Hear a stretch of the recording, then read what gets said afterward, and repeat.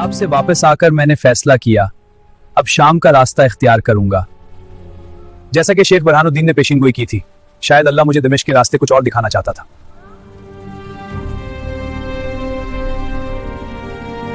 फिलिस्तीन से गुजरे उन मुकद्दस जमीनों से जहां अंबिया आए, जहां तारीख गूंजती है, हर पत्थर, हर पहाड़ी, हर दरख्त कुछ कह रहा था। और फिर यरूशलेम नजर आया, मुकद्दस शहर, अंबिया का शहर, वो जमीन जहां आसमान जमीन से मिलती है।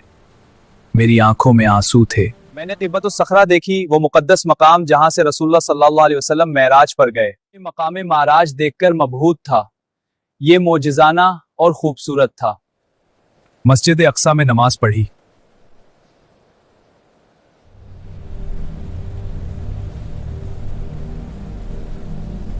मस्जिद जिसका जिक्र कुरान में है, जिसकी तरफ पहले किबला था, अल्लाह का लाख लाख शुक्र। ये अल खलील है, हजरत इब्राहिम का शहर अल खलील। हजरत इब्राहिम के मजार पर हाजिरी दी और इसहाक और याकूब अलैहिस्सलाम की कब्रों पर भी। अल्लाह का खलील शुक्र। गया इब्राहिम अलैहिस्सलाम का शहर, इनके मजार पर हाजिरी दी।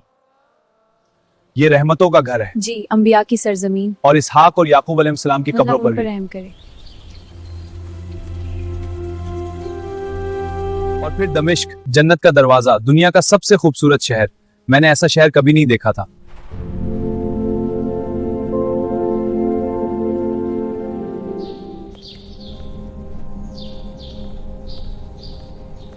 मस्जिद उम्वी दमिश्क की जान है, उसकी दीवारों पर जन्नत की तस्वीरें हैं। मैंने सोचा शायद यही जन्नत का दरवाजा है।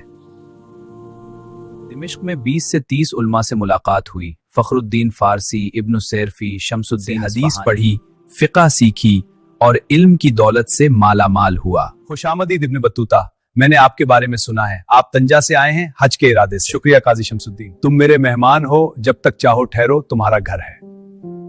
रमजान का महीना दमिश्क में गुजारा। इफ्तार के वक्त सहरी और वो रूहानी फजा जो सिर्फ इस महीने में होती है। मैंने पूरा रमजान यही गुजारा। दिमिश्क के बागात जन्नत का नमूना है, नहरें बहती हैं, फल लगे हैं, फूल महकते हैं।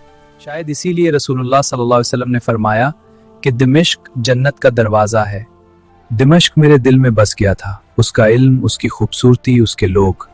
एक माह दमिश्क में गुजारने के बाद मैंने मक्का की तरफ रवानगी का फैसला किया। इंशाअल्लाह मैं वापस आऊंगा।